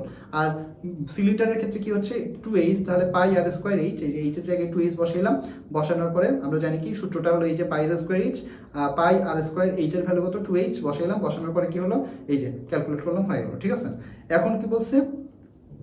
এখন বলছে যে এদের আয়তনের অনুপাত কি হবে? 1:2 হবে। তো ঠিক আছে, অনুপাত মানে কি? এই যে এই চিহ্নটাকে কি বলে বলুন তো? 1, এই চিহ্নটা দেওয়া হলো is2 বলে, is2 বা অনুপাত, যেটাই বলুন না কেন। তো ঠিক আছে, অনুপাত মানে আসলে কি বলুন তো? অনুপাত মানে আসলে হলো একটা ভাগফল, তাই না? ভাগফল, তার মানে দুইটাকে জাস্ট ভাগ করে দিতে হবে। এখানে কোনটার কথা আগে বলছে? সমবৃত্তভূমি কোণ যেহেতু আগে বলছে, তো উপরে কি করলাম, উপরে হলো এই সমবৃত্তভূমি কোণের সেটা লিখলাম, সেটার আয়তন লিখলাম, আর নিচে হলো সিলিন্ডারের আয়তন লিখলাম, ভাগ করলাম। ভাগ করার ফলে দেখেন যে এখানে কি আছে? এখানে 1 আছে আর এখানে 2 আছে, তো বাকিটা কিন্তু সব কাটাকাটি চলে গেল, থাকলো 1:1 আর 2। তাহলে এটাকে আমরা এইভাবে যদি পাশাপাশি লিখি, v1:v2 সমান 1:2, আমাদের কিন্তু সেটাই প্রুভ করতে বলছিল যে আয়তনের অনুপাত 1:2 হবে। এখানে v1 হলো এই যে সমবৃত্তভূমি কোণের আয়তন, v2 হলো সিলিন্ডারের আয়তন, তাদের আয়তনের অনুপাত 1:2 বের করতে বলছিল, আমরা কিন্তু বের করে ফেললাম। তো আমাদের আনসার কিন্তু শেষ। লাস্টে এইভাবে আপনারা লিখে দিবেন যে শোড বা দেখানো হলো, যদি বলে দেখাতে তাহলে দেখানো হলো, আর যদি বলে প্রমাণ করো তাহলে প্রমাণিত, এভাবে লিখে দিবেন। পরবর্তী প্রশ্ন দেখি। 3 সেন্টিমিটার ব্যাসার্ধ আর একটা ধাতু তৈরি একটি নিরেট গোলককে, নিরেট গোলক মানে কি? যে গোলকটার ভিতরে ফাঁপা না, মানে যে গোলকটার ভিতরে আপনার জিনিসপত্র আছে, ফুল একদম ফিল, যেটার মধ্যে কোনো ফাঁকা অংশ নাই, এটাকে গলানো হলো। গলে কি করলাম, 3 সেন্টিমিটার ব্যাসার্ধ বিশিষ্ট একটা সিলিন্ডার আকারের নিরেট দ্বন্দ্বে পরিণত করা হলো। একটা সিলিন্ডার আকার করলাম, যেটাও নিরেট, মানে যেটার মাঝখানে কোনো ফাঁকা থাকলো না। এই যে আমরা চিন্তা করলাম যে এটা সেই গোলকটা আর এটা হলো সেই সিলিন্ডারটা, ঠিক আছে। ওকে, এখন বলা হয়েছে যে দ্বন্দ্বের দৈর্ঘ্য, অর্থাৎ এই যে দৈর্ঘ্যটা এটা আমাদের বের করতে হবে। তাহলে চলুন আমরা কেমন করে দেখি। এখানে তাহলে আমরা প্রথমে সিলিন্ডারের দৈর্ঘ্যটা আমাদের বের করতে হবে, সেটাকে আমরা ধরে নিলাম হলো এল, ঠিক আছে, এটাকে আমরা এল ধরে নিলাম।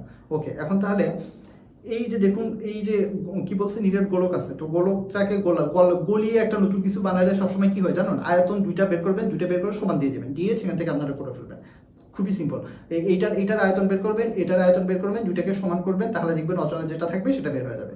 তো প্রথমে আসে গোলকের আয়তন। গোলকের আয়তন আমরা জানি 4/3 পাই আর কিউব। আর এর ভ্যালু কত, 3, এই যে বসাইলাম। ওকে, এই যে 4/3 পাই আর কিউব হলো।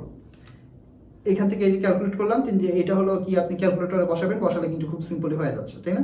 ওকে, তারপরে কি করতেছি, এখন হলো গোলকেরটা হইলো, এখন সিলিন্ডারের আয়তন। সিলিন্ডারের আয়তন কি বলুন তো, পাই আর স্কোয়ার এইচ। তো এখানে আমরা যেহেতু দৈর্ঘ্যটাকে এল ধরছি, এই জন্য পাই আর স্কোয়ার এল হয়ে গেল। দৈর্ঘ্য যেহেতু এল ধরছি, মানে এইচটা হলো মানে কি বলে উচ্চতা, যেহেতু আমরা এল ধরছি, উচ্চতা দৈর্ঘ্য কিন্তু এখানে একই কথা, তাই না। উচ্চতা যেটা, দৈর্ঘ্য একই কথা, এই জন্য এটাকে আমরা এইচের জায়গায় এল বসালাম। ওকে, হলো।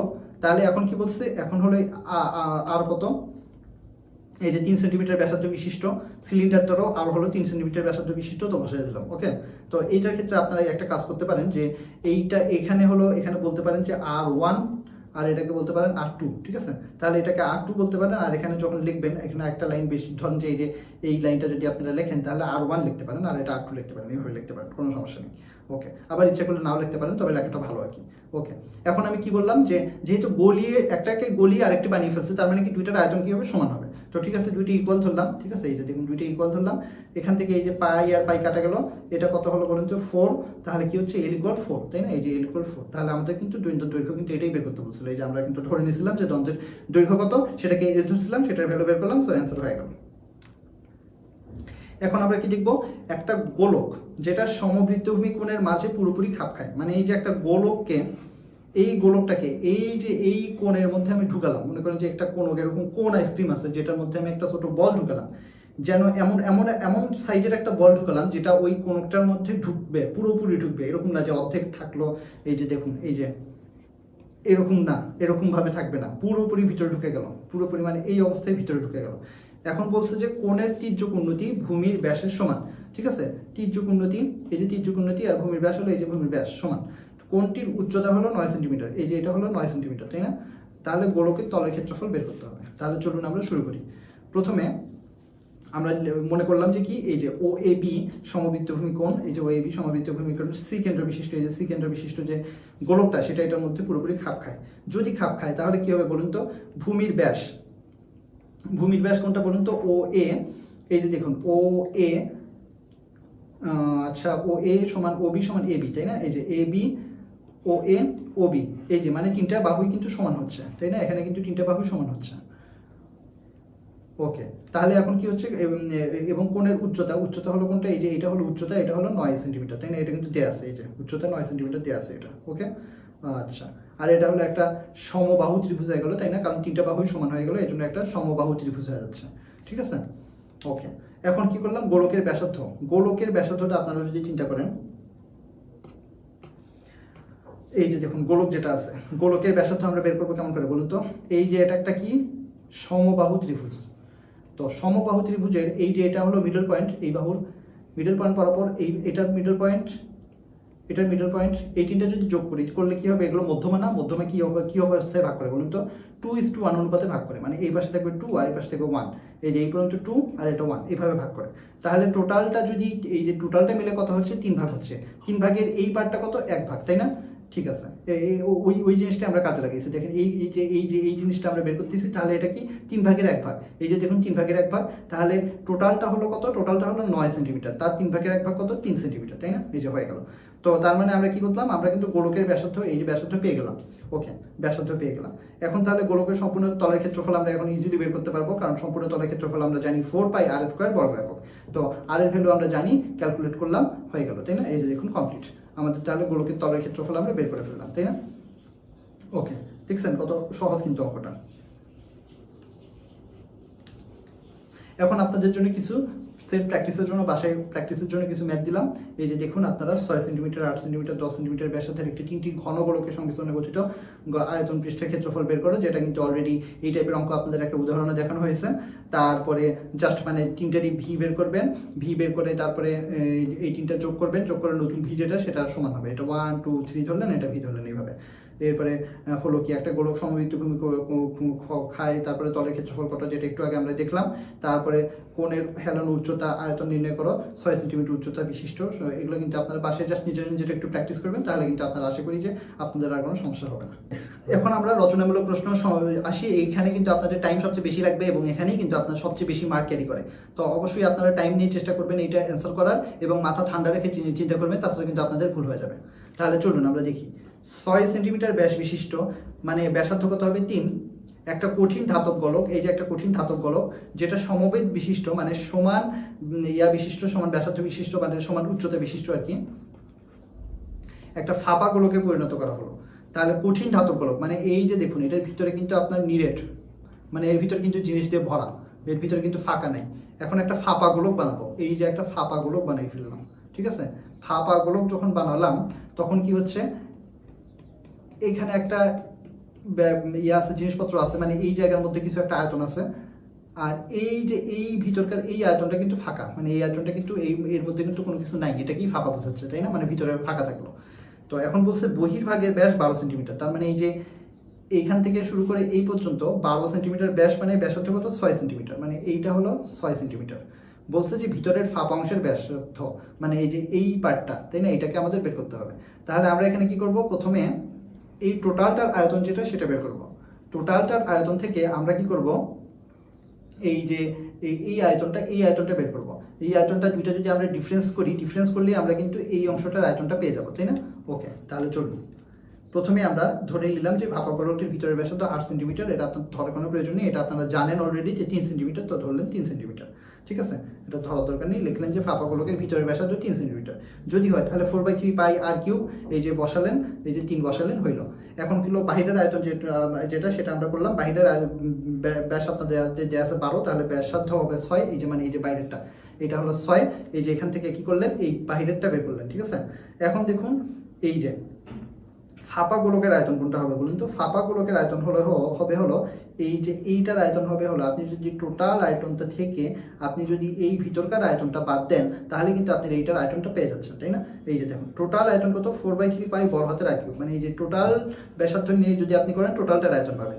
আর এই যে এইখানে কি হচ্ছে, এইটা হলো এই ভিতরকার আয়তন, ঠিক আছে। এই ভিতরকার আয়তন হলো এই যেটার ব্যাসার্ধ হলো 4/3 পাই আর কিউব। তাহলে আপনারা এই দুটো যদি মাইনাস করেন তখন আপনারা কি পাচ্ছেন, এই বাইরের যে অংশটা সেটার আয়তনটা পাচ্ছেন, ঠিক আছে। ওকে, তাহলে দেখি না, এটা এখন আমরা এই যে আর এর ভ্যালু তো আমরা বের করছি এবং এই আরটাই আমাদের বের করতে হবে, তাহলে কিন্তু আমাদের অ্যান্সার হবে। তো এইটা ইকুয়াল কত হবে, 36 পাই, অর্থাৎ ওই যে যেহেতু গলিয়ে নতুন করে আপনার বানানো হচ্ছে, তার মানে আগে যে কঠিন গোলকটা যেটা ছিল, যেটা নিরেট ছিল, সেটার যে আয়তন সেটা হবে এই জিনিসটার আয়তনের সমান, তাই না? কারণ এই জিনিসটার আয়তন কিন্তু শুধু এইটুকুনি, ভিতরে কিন্তু কোনো আয়তন নেই, কিন্তু ভিতরে ফাঁকা। তো এইটার এই যে আয়তনটা থাকবে সেটা আর আগের বলটার পুরোটার আয়তন কিন্তু সেম হবে, সেটা কিন্তু এখানে করা হয়েছে। ওকে, করলেন, সেখান থেকে এখানে ক্যালকুলেট করলেন, ক্যালকুলেট করার পরে আপনারা দেখবেন কাটাকাটি করার পরে দেখুন এই যে এরকম হয়ে গেল, ঠিক আছে।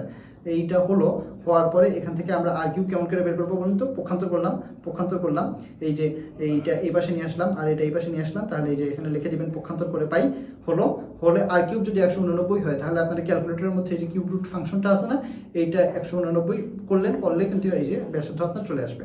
তো ব্যাসার্ধ কিন্তু চলে আসছে, আমাদের কিন্তু ব্যাসার্ধটাই চাইছিল, তো আমাদের কিন্তু অ্যান্সার এখানেই শেষ। ওকে, এখন পরবর্তী প্রশ্ন আমরা দেখি। 66 সেন্টিমিটার পরিধি বিশিষ্ট একটি গোলক সিলিন্ডার আকার বিশিষ্ট একটি বাক্সে ঠিক পুরোপুরি খাপ খায়। একটু আগে কিন্তু আমরা এরকম খাপ খাওয়া টাইপের একটা প্রশ্ন অ্যান্সার করেছিলাম, যেখানে ছিল একটা কোণকের মধ্যে একটা গোলক খাপ খায়। এবার আমরা সিলিন্ডারের মধ্যে একটা গোলক খাপ খায়। এখন বলছে যে বাক্সের খালি স্থানের আয়তন কত। এই যে দেখুন, এই যে একটা মনে করেন একটা সিলিন্ডারের মধ্যে একটা গোলক ঢুকালেন, তাহলে কি হবে, এই সাইড বরাবর এই যে সাইডগুলো ফাঁকা থাকলো না, এই সাইড বরাবর কিন্তু এগুলো কিন্তু ফাঁকা আছে, তাই না? এখন এই খালি স্থানের আয়তনটা আমাকে বের করতে হবে, ঠিক আছে। এখন দেখুন পরিধি, একটা বৃত্তের পরিধি সূত্রটা কি বলুন তো, 2πr, ঠিক আছে? তাহলে 2πr সমান 66 আমরা বলতে পারি, তাই না? এই যে দেখুন 2πr সমান 66, সেখান থেকে আমরা r এর ভ্যালু বের করলাম কেমন করে, এই যে 66/2π কাটাকাটি, তারপরে পাই এর ভ্যালু কত, 3.1416 বা 22/7, আমরা যেটাই বসানোর পরে ক্যালকুলেট করবেন, ক্যালকুলেটর চাপলে বের হয়ে আসলো। তো আর বের হলো, ঠিক আছে? আর হলো এই যে এই আরটা বের হয়ে গেল, এটা কিসের আর বের করলাম আমরা, এই যে গোলকের আর, গোলকের আর। এখন এখানে যেহেতু পুরোপুরি খাপ খাচ্ছে, তার মানে গোলকের যে আর আর সিলিন্ডারের যে আর, দুইটাই কি হবে, সেম হবে, তাই না? এই যে দেখুন এখানে আমরা কিন্তু ছবি দেখেই বুঝতে পারতেছি, এখানকার এই যে এইটা আর এইটা, এই যে সিলিন্ডারের এটা কিন্তু আর দেখছেন সেম হচ্ছে, তাই না?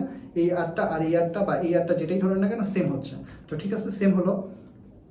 এখন হলো এইটা হলো গোলকটার আয়তনটা আমরা বের করে নিই, 4/3πr3, ঠিক আছে? গোলকের আয়তন 4/3πr3, আর এর ভ্যালু এই যে বের করলাম, ঠিক আছে? ওকে, আর এর ভ্যালু এই যে পাইছিলাম সেটা এখানে বসালে আমরা গোলকের যে আয়তনটা সেটা আমরা পেয়ে গেলাম। ওকে, এখন আমরা কি করব, কারণ আমাদের খালি স্থানের আয়তন যেহেতু বের করতে বলছে, তো এইটার আয়তন আমরা বের করব, এই টোটালটার আয়তন আমরা বের করব। দুইটা আয়তন যদি মাইনাস করি তাহলে কিন্তু আমরা খালি স্থানের আয়তন পেয়ে যাব। তো প্রথমে আমরা গোলকের যেহেতু আমরা ব্যাসার্ধ পেয়ে গেছি, এখন গোলকের আয়তনটা বের করে ফেললাম। এখন আমরা কি করব, এই সিলিন্ডারের আয়তনটা বের করব। তো সিলিন্ডারের ক্ষেত্রে আর আমি একটু আগেই বলছি যেটা, যে এটার আর এবং এটার আর সেম, তাই না? ঠিক আছে, এখন এইটার সিলিন্ডারের ক্ষেত্রে আমরা সূত্র কি জানি বলুন তো, আয়তনের πr²h, আর বললাম যে দুইটারই সেম, মানে আর হলো এই যে 10.5 যেটা এটাই, কিন্তু এইচ কত বলুন তো, এইচ হবে কত দেখুন তো, এই যে এইটার এইচ হলো আপনার এই যে এইভাবে যাচ্ছে না, এইভাবে আসতেছে, তাই না? ঠিক আছে, এইভাবে যদি আসে তাহলে দেখুন এই যে 2r মানে 2 × 10.5 মানে 21 সেন্টিমিটার। কেমন করে হচ্ছে বলুন তো, এই যে সিলিন্ডারের উচ্চতা কত, এত, তাই না? এটা হলো সিলিন্ডারের উচ্চতা, মানে হলো আপনার কি হচ্ছে, ব্যাস না, এই যে সিলিন্ডারের উচ্চতা আর এই যে গোলকের যে ব্যাস সেটা সমান হচ্ছে না। তা যদি সমান হয় তাহলে গোলকের ব্যাস কত, গোলকের ব্যাস তো আর হলো 10.5, তাহলে গোলকের ব্যাস কত, ব্যাস হবে 10.5 × 2 মানে 21 সেন্টিমিটার। তো সিলিন্ডারের হাইট এখন আমরা পেয়ে গেছি, সিলিন্ডারের আরও আমরা পেয়ে গেছি। তো এখন আমরা πr²h দিয়ে আমরা সিলিন্ডারের আয়তনটা বের করতে পারবো। দেখুন πr²h সিলিন্ডারের আয়তন বের হলো, আর এর ভ্যালু কত, আর হলো 10.5 আর এইচ কত 21 করলাম। এখন একটু আগে আমরা গোলকের আয়তন বের করছি, দুইটা আমরা মাইনাস করবো, মাইনাস করলে আমরা খালি আয়তনটা পেয়ে গেলাম। দেখুন দুইটা মাইনাস করলে কিন্তু আমরা খালি যে আয়তনটা, মানে এই যে এই সাইড বরাবর যে খালি অংশটা, এই আয়তনটা আমরা পেয়ে গেলাম। ওকে, পরবর্তী প্রশ্ন, এটা আশা করি আমাদের শেষ প্রশ্ন হতে পারে। তো চলুন দেখি, একটি সমবৃত্ত ভূমি কোণের হেলানো উচ্চতা দেওয়া আছে এবং ভূমির পরিসীমা দেওয়া আছে, এর আয়তন এবং সম্পূর্ণ পৃষ্ঠের ক্ষেত্রফল বের করতে হবে। এগুলো কিন্তু অনেক ইম্পর্টেন্ট প্রশ্ন। এখানে যে কয়টা প্রশ্ন আপনাদের দেখানো হয়েছে সবগুলো প্রশ্নই কিন্তু বিগত বিভিন্ন বছর এসএসসি দেখেই সেভাবেই আমরা এটা নিয়ে এসেছি। তো আপনারা সবগুলো প্রশ্ন খুব ভালো মতো স্টাডি করবেন এবং এই রিলেটেড বই থেকে আরও প্রশ্ন সলভ করবেন, এবং প্রয়োজনে আমাদের সেলফ প্র্যাকটিসের যে অংশগুলো আছে সেগুলো আপনারা সলভ করতে পারেন। করে কোনো সমস্যা হলে অবশ্যই আমাদের সাথে আপনারা যোগাযোগ করবেন, আমরা সবসময় আপনাদের হেল্প করার জন্য রয়েছি। তাহলে দেখুন, একটা সমবৃত্ত ভূমি কোণের হেলানো উচ্চতা মানে কত, এল। ভূমির পরিসীমা, ভূমি কোনটা বলুন তো, এই যে ভূমি হলো এটা না, তো ভূমির পরিসীমা মানে কি, ভূমির পরিধি না, ভূমির পরিধি মানে কত বলুন তো, 2πr না? হ্যাঁ ঠিক আছে, এর আয়তন এবং সম্পূর্ণ পৃষ্ঠের ক্ষেত্রফল বের করতে হবে। ঠিক আছে, এই যে ঠিক আছে, দেখুন কি কি দেওয়া আছে সেটা আমরা লিখলাম। ভূমির ব্যাসার্ধ আমরা 8 সেন্টিমিটার ধরে নিলাম, যেহেতু এটা বলে দেওয়া নাই। ওকে, এখন এই যে যেটা বললাম যে ভূমির পরিসীমা আর ভূমির কি বলে পরিধি সেম, কারণ এইটা হলো একটা বৃত্তের পরিধি এবং বৃত্তের পরিসীমাটা সেম, পরিধিটাই হলো পরিসীমা। তো ঠিক আছে, সেখান থেকে আমরা এই যে 2πr সমান 22, কেন 22, কারণ এই যে পরিসীমা 22 দেওয়া আছে এখানে। তো সেখান থেকে আমরা আর এর ভ্যালু বের করতে পারি না, এই যে আর এর ভ্যালু আমরা বের করে ফেললাম 3.5। কেমন করে আসলো, আর সমান হলো 22/2π, পাই এর ভ্যালু কি কি হতে পারে, 22/7 হতে পারে, 3.1416 হতে পারে, অথবা ক্যালকুলেটরের মাধ্যমে আপনারা বসাতে পারেন, কোনো সমস্যা নেই। তো আর পাইলাম, আর পাওয়ার পরে এখন যদি আমরা আর পাই তাহলে এখন আয়তন বের করতে পারবো না। কোণকের আয়তন কত বলুন তো, পাই এই যে 1/3πr²h, আর এর ভ্যালু তো আমরা বের করলাম। এইচ এর ভ্যালু কত, এইচ এর ভ্যালু এই যে এখান থেকে বের হবে, হেলানো উচ্চতা রয়েছে, আমরা জানি যে এল সমান হলো √r² + h²। তো এখান থেকে আমরা এইচটা বের করে ফেলতে পারবো, তাই না? এই যে দেখুন, এখান থেকে আমরা এইচটা বের করলাম, এই যে এটা জাস্ট এখানে কি করলাম, সাইড চেঞ্জ করছি, তাই না? সাইড চেঞ্জ করছি, স্কোয়ার করছি, এইভাবে আসলো। মানে এই যে এটা দেখুন, এইটা থেকে এইটা যদি আপনারা স্কোয়ার করেন তাহলে কি আসবে বলুন তো, স্কোয়ার করলে আসবে এরকম, l² সমান হলো r² + h², অর্থাৎ h² সমান হলো l² - r²। সেটা কিন্তু এখানে আসছে, দেখছেন, এটা আসছে। তারপরে আমরা ভ্যালুগুলো বসালাম, এল এর ভ্যালু আমরা এই যে এখানে দেওয়া আছে 10, আর আর এর ভ্যালু আমরা একটু আগে বের করছি হলো 3.5 করলাম, সেখান থেকে এইচ এর ভ্যালুটা বের করলাম। ক্যালকুলেটর প্রেস করলে আপনারা খুব সহজে এটা বের করতে পারবেন। তো হলো, এখন আয়তন বের হলো, এখন সমগ্র পৃষ্ঠের ক্ষেত্রফলটা আমাদের বের করতে হবে। তো সমগ্র পৃষ্ঠের ক্ষেত্রফল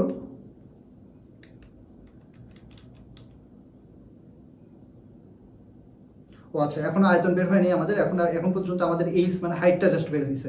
এখন আমরা একটু আগে এই যে দেখলাম কি পাই 1/3 পাই আর স্কোয়ার এইচ, এটা হলো আমাদের আয়তনের সূত্র।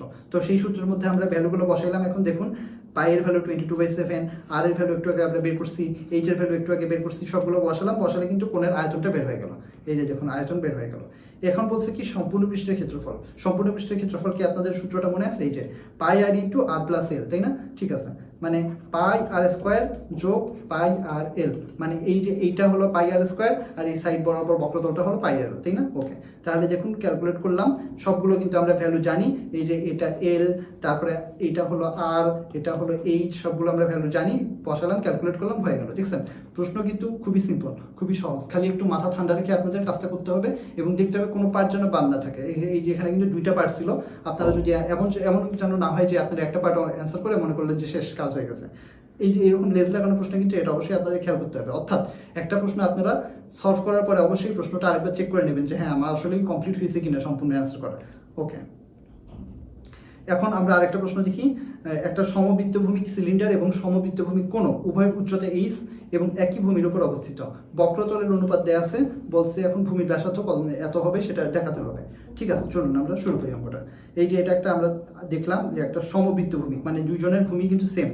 এই যে দুইজনের ভূমি, এটা সিলিন্ডারের ভূমি, এবং এই যে এটা হলো কি, এটা হলো আপনার যে ওই যে কোণক, দুইটারই ভূমি কিন্তু সেম। উচ্চতা দুজনেরই এইচ, তাই না? আর একই ভূমির উপর। আচ্ছা ঠিক আছে, তাহলে আমরা ধরে নিলাম যে উচ্চতা দুজনেরই এইচ, ভূমির ব্যাসার্ধ দুজনেরই আর হবে, সেম হবে, তাই না? হেলানো উন্নতি কার ক্ষেত্রে বলুন তো? সমবৃত্ত ভূমি কোণকের ক্ষেত্রে। ঠিক আছে, তাহলে হেলানো উন্নতির সূত্র এল সমান হলো √h² প্লাস আর স্কোয়ার, তাই না? ওকে, এখন কি বলা হয়েছে দেখুন তো, 2 পাই আর এইচ ইন্টু টু পাই আর এল সমান হলো 4:3। কেন বলা হয়েছে বলুন তো? এই যে বক্রতলের অনুপাত হলো 4:3, এখান থেকে জিনিসটা আসছে। বক্রতল একটা হলো যে সিলিন্ডারের বক্রতলের সূত্র কি? 2 পাই আর এইচ। ঠিক আছে, আর কি বলে সমবৃত্তভূমি কোণের বক্রতলের ক্ষেত্রফল কি? পাই আর এল। ঠিক আছে, আপনাদের সূত্রগুলো জাস্ট মনে রাখতে হবে যে সিলিন্ডারের ক্ষেত্রে 2 পাই আর এইচ, আর কি বলে কোণের ক্ষেত্রে হলো পাই আর এল। এই দুইটার অনুপাত এখানে বলা আছে 4:3। ঠিক আছে, এটাকে আমরা অনুপাতকে আমরা জানি ভাগ অনুসারে আমরা লিখতে পারি, ভাগ অনুসারে লিখলাম, কাটাকাটি করা যায়। দেখুন পাই আর কাটা গেল। ঠিক আছে, তারপরে দেখুন এই যে এরপরে হলো এই যে এই 2 আর এখানে এটা কাটা গেল, তাহলে 2/3 হলো h/l সমান। সেখান থেকে আমরা কিন্তু এখন স্কোয়ার করে দিলাম, উভয় পাশে স্কোয়ার করে দিলাম, কারণ হলো এই যে আমরা এই যে এখান থেকে ইয়াটা বের করবো, এল স্কোয়ার সমান h² প্লাস আর স্কোয়ার, এই সূত্রটা আমরা ইউজ করবো এখানে, সেজন্য আমরা এটা স্কোয়ার করে দিলাম। স্কোয়ার করার পরে কি করলাম? এই যে বজ্র গুণন করলাম, এল স্কোয়ার সমান 4l², আর এই পাশে আসলে হলো 9h²। এটা কিন্তু আপনারা পাশে লিখে দেবেন কি আর গুণন করে, আর গুণন বা বজ্র গুণন একই কথা। ঠিক আছে, লিখে দিলেন। লিখে এখন l² মানে আমরা কি জানি? h² প্লাস আর স্কোয়ার, তাই না? আর দেখুন এটা কিন্তু যা আছে তাই আছে, এখানে জাস্ট l² এর জায়গায় h² প্লাস আর স্কোয়ার হয়েছে হলো। এখন আমরা কি করলাম? এখন আমরা এটা করলাম, ব্র্যাকেট উঠে দিলাম এবং এটা একপাশে নিয়ে আসলাম। দেখুন 4r² সমান হলো 9h² মাইনাস 4h²। ঠিক আছে, তাহলে এই দুইটা এখন মাইনাস করলে কি হচ্ছে দেখুন তো? মাইনাস করলে 9 থেকে 4 বাদ দিলে 5h² আসতেছে, তাই না? এই যে 5h², সেখান থেকে আমরা কি বলতে পারি বলুন তো? এই যে দেখুন আমরা কিন্তু আলটিমেটলি এই যে ভূমির ব্যাসার্ধ এত হবে সেটা আসতেছে। আমরা কেন এটা স্কোয়ার করছি বলুন তো? কারণ এই যে দেখুন এখানে কিন্তু √ওভার আছে, √ওভার করতে হলে আমাদের কিন্তু স্কোয়ার ছাড়া কিন্তু গতি ছিল না √ওভার করার জন্য। তো ঠিক আছে, দেখুন পরবর্তী লাইনে আমরা এই যে √ওভার করলাম। √ওভার করলে কি হচ্ছে বলুন তো? এই যে এর পরবর্তী লাইনে আসতেছে হলো r² সমান হলো 5h²/4। তো √ওভার করলে এটা হচ্ছে আর, এটা হলো √4 মানে 2, আর এটা হলো √5, আর এটা √h² মানে h। ঠিক আছে, এটা হয়ে গেল। তো কমপ্লিট, আমাদের কিন্তু দেখাতে এটাই বলা হয়েছিল এবং আমরা দেখালাম। এখন আপনাদের জন্য কিছু সেলফ প্র্যাকটিস দেওয়া হয়েছে। দেখুন সেলফ প্র্যাকটিসগুলো আপনারা বাসায় নিজেরা বসে ট্রাই করবেন। ট্রাই করে কোনো সমস্যা হলে আমরা আপনাদের জন্য রয়েছি, আমাদেরকে আপনারা কোশ্চেন আনসার সেকশনে অবশ্যই জিজ্ঞাসা করে নেবেন। এখন আপনাদের জন্য সাজেশনমূলক একদম শেষ মুহূর্তের কিছু টিপস আমরা আপনাদের দিচ্ছি, যে জাস্ট আপনারা পরীক্ষার আগে যদি এই কয়েকটা প্রশ্ন আপনারা দেখে যান তাহলে মোটামুটি ধারণা করা যায় যে আপনারা কমন পাবেন। এগুলো আমরা কিন্তু বিগত বিভিন্ন বছরের প্রশ্ন অ্যানালাইসিস করে এগুলো আমরা তৈরি করেছি। তো দেখুন প্রথমেই গুরুত্বপূর্ণ অতি সংক্ষিপ্ত প্রশ্ন আপনাদের দেওয়া হয়েছে। গোলকের ব্যাসার্ধ হতে হলে আয়তন কত, আমরা তারপরে হলো পৃষ্ঠের ক্ষেত্রফল হলে ব্যাস আয়তন কত, পৃষ্ঠের ক্ষেত্রফল, মানে সবগুলো টাইপেরই আমরা 1-2টা করে প্রশ্ন দেওয়ার চেষ্টা করেছি যেন আপনাদের প্রস্তুতিটা আরও শানিত হয়। ওকে, সংক্ষিপ্ত প্রশ্ন সেভাবে আমরা দেওয়ার চেষ্টা করেছি। আপনারা যদি আমাদের স্লাইডের যে ম্যাথগুলো আমরা করেছি সবগুলো এবং আমাদের থিওরিটা যদি ভালো করে বুঝতে পারেন এবং এইখানে যে ম্যাথগুলো দেওয়া হয়েছে এগুলো যদি আপনারা ট্রাই করেন তাহলে আশা করা যায় যে আপনারা পরীক্ষাটার জন্য আপনাদের একটা খুব ভালো প্রিপারেশন হবে। তাহলে সবার শুভকামনা করে আমাদের ক্লাসের আমরা শেষ পর্যায়ে চলে এসেছি। সবার শুভকামনা করে এখানে আমি বিদায় নিচ্ছি। সবাই ভালো থাকবেন, সুস্থ থাকবেন, আল্লাহ হাফেজ।